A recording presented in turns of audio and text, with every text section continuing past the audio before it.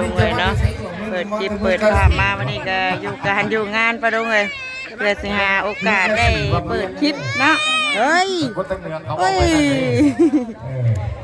เพื่อสิหาโอกาสได้เปิดคลิปปะลุงเลยเสียงเพลงเสียงดำเพิ่นบริยุทธ์บริยนเนาะอยากถ่ายคลิปไปปะลุงเบิ่งก็หาจังหวะย่างแน่ปะลุงเลยจังหวะนี่แหละถูกต้องแล้วทักทายสบายดีปะลุงเลยเนาะพ่อกันอยู่งานแต่งบ่าวต่างประเทศกับสาวลาวสาวสามน้อยปะลุงเลยเนาะพอท่านเจ้าภาพเจ้าชะตาท่านที่ได้บอกเดียเด้อตอนนี้ก็มากะโอ้ยวินนั่งนี่ลูกเบิดครอบครัวเฮาพี่น้องเลยเนาะเต็มอยู่สบายดีบัตรเชิญใบเดียวได้นี่พี่น้องเลยกินคุ้มมาเลยพี่ลึกดีว้าแล้วกะแม่ลูกแม่พี่ลูกสาวคนสวยกะไปรับลูกสาวมาแล้วกะมาเลยพี่น้องเลยลูกละสบายดีมาเลยปะดุงงานแต่งเด้อปะดุงนี่นะเจ้าสาวเสื้อมาไหนได้อันนี้จะทอดแสงพี่น้องเนาะ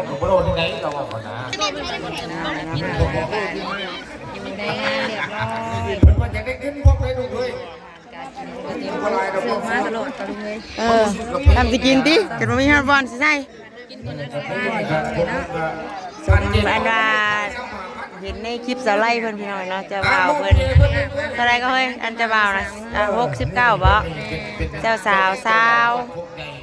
21บ่ดื่มบ้านเพิ่งดื่มบ่ในบ้านริมทางเลยพี่น้องเลยเนาะรับมิตรจะทำส้มมากินได้เลยนะโอ้ยกันกินได้กันท่านได้กินได้ต้องกินก่อนแม่โตเสือขับอะไรนี่เสือเฮานี่นะคนเด็ดบ่คนน้อยจังหน่อยกันพี่เกียรติเนี่ยพี่เสือมาท่านเจ้าภาพเจ้าชะตาเพิ่นนี่มีเบียร์1 ลังแถมเงินเพิ่นเด้อพอได้เพิ่นเป็น10 กะปีนี่เจ้าเดี๋ยวเจ้าบ้าเพิ่นมอบเบียร์1 ลังให้ทางในบ้านและเลขาเพิ่นนี่แต่เจ้าบ่าวเจ้าสาวอีกมอบอีก1 ลังที่นี่11ที่บอกไปปั่นผู้ขาดิเพิ่นมอบเบียร์ในบ้านบ่เพราะมัน10 กะปีเด่นพูดนะก็กล้าถ่ายแล้วมาพี่ก่อนนะถ่ายแล้วย่างมาพี่ก่อนให้หักกระแทงกันเด้อเพิ่นบอกบ่ต้องเห็นหลายเด้อเนาะผู้บ่าวสาวคนยังมาก่อนโดย1 2 3 4 5 6 7 8 10บ่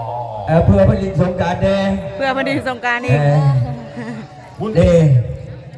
แล้วก็ท่านเจ้าภาพเพิ่นมอบให้1 ลังเอาแกกินก่อนซะพี่น้องเนาะเวลานี่ขอโตกินก่อนแป๊บนึงมาดูเดี๋ยวเจ้าบ่าวเจ้าสาวเพิ่นมาใกล้ๆจะถ่ายให้เบิ่งเนาะอยากมีเพลงมีรำมาอีกหรือบ่ให้ห้องเพลงนะห้องเพลงนะเด้พูดอันพอปู่ไอ้พอเฒ่าเจ้าบ่าวห้องเพลงนะพอเฒ่าละโอเคนั่งถ่าเนาะสบายดีห่านมากแล้วนางแมวจะมานี่พี่น้องเอ้ยแล้วเอาไปก่อนลูกเดี๋ยวมาสบายดีพอปิดเพลงนะกะเซลพี่น้องเอ้ย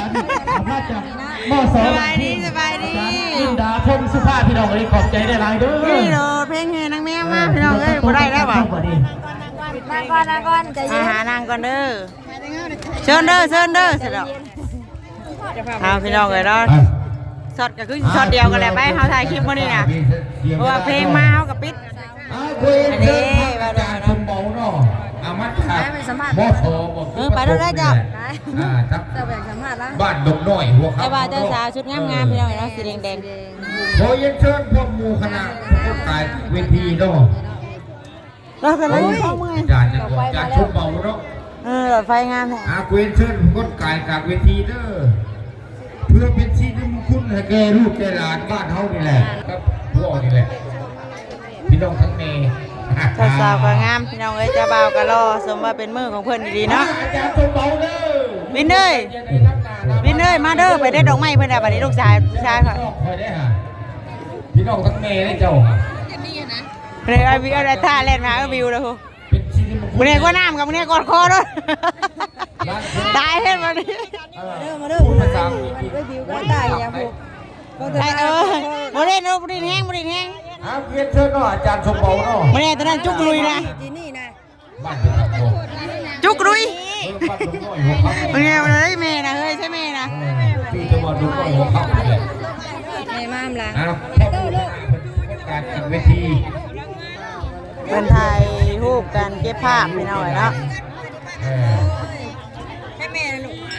ให้ให้ลูกให้หลานบ้านเขาอยู่เลยเนาะ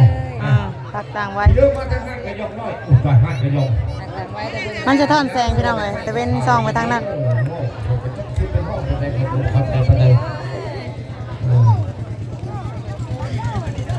ปลูกทางนั้นมาเลยทีมงานสลิปทีมงานสลิปมาแล้วสลิปตัวนี้มาอ้าวบิวใช่ป่ะไปเยี่ยมไอ้ตู้โดไม่ได้ไปเปล่าบิวลี่ไปพร้อมกันมาเยี่ยมบ่ตากล้องบังข่อยตลอดข่อยจะเห็นเจ้าบ่าวเจ้าสาวครับ น้องเรายังทำงานอยู่ อาเย็นเชิญเอาสองรอบซ้อนรอบบริษัทรอบเอาสามเลยเอาสามรอบเด้อเพื่อนเนาะเพื่อนว่าจะไก่เล่น สลิปมาแล้วมาแล้ว ต่างหัวนี่ อาเชิญเชิญทางเดินทางเดินพักบ้านเพื่อนในพักเสียงพลาเนาะพักบุญเล่นในกระพานนั่นประพุทธการกันวิธีเพื่อนแน่ ไอ้อุ่น เป็นชิลุงคุณเลยเพื่อนแน่เนาะเชิญผ่านพักตีบุกที่ มันสวยแท้บัดนี่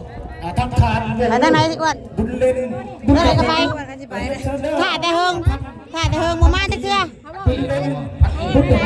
บอกว่ามาไว้มาถ่ายอยู่งานสบายดีโอนใจเย็นอย่าให้เครียดกัน เพราะว่าสมิงก็ มัน ให้ ให้เฮามาบ่มาถ่ายมันได้ เพราะว่าสมิงก็ให้ ละเมอชวด สบายดีสบายดีผมเป็นคนธรรมดานะเพื่อนอ่ะ คนไม่ได้เจอกันเป็นคนธรรมดา ธรรมดาเด้อ ยันยับต่อไปจะได้ยับ ไปนั่งทางไหนน่ะ ก็ได้บอก อะไรยิ้มอันซีมาแต่ว่าเอาโทรศัพท์น่ะในปากเลย คนยินบอกคนเรา ว่าเฉียนคำว่าเฉียน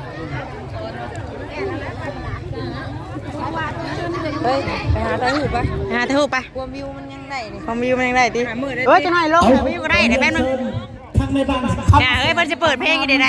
รอก่อนอีกรอให้เพิ่นนั่นก่อนรอให้เพิ่นชนมนต์น้ำเพลงเขาจะมาลอยคันนี้ให้เพิ่นไปสปอร์ตน่ะจากกล้องก็ไป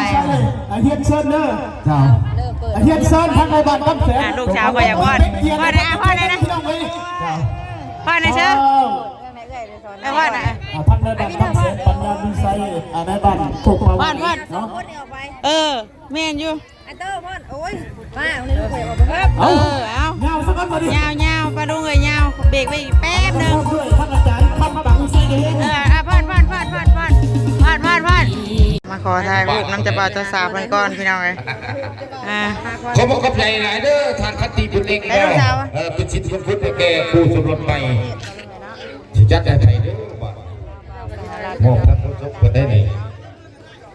ท่าน เจ้าสาวยังหานึกท่าอะไรอยู่เฉยแต่เฮานึกท่าเข้าไปแล้วเฮ้ยมันเรียกไว้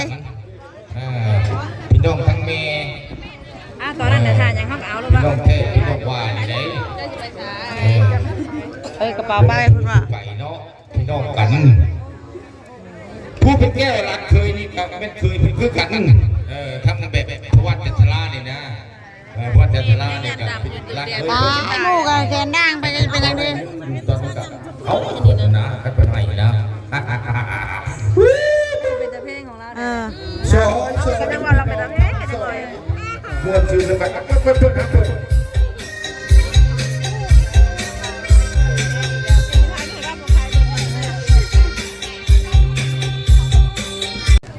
แม่ของกันกินบ่ได้เชื่อพี่น้องเอ้ย ยังไม่ได้กินอยู่มันมากินบ่แล้ว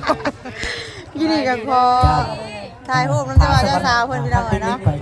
เพิ่นก็เปิดเพลงเปิดล่ำตลอดมันก็เลยเป็นขาดเป็นอันเป็นเป็นวักเป็นตอน ก็บ่นั่นปานใดพี่น้องเอ้ยเนาะมาอีกแล้ว เอาจดหมายท่าแป้งสักวันมาดิ หัวหยงหัวยองล้มพัดพี่น้องเอ้ยก็ยังบ่ทราบ ป้าเตอบอก บอกสั่งบอกให้เพิ่นมันยัง เพิ่นน่ะม่วนอยู่ดิ ใช่ตอนนี้หยัง YouTube นี่แล้ว เพิ่นอยากลงบ่เดี๋ยวลงให้ค่ะ แม่โตอยากถ่ายรูปแล้วพี่น้องเอ้ยเนาะ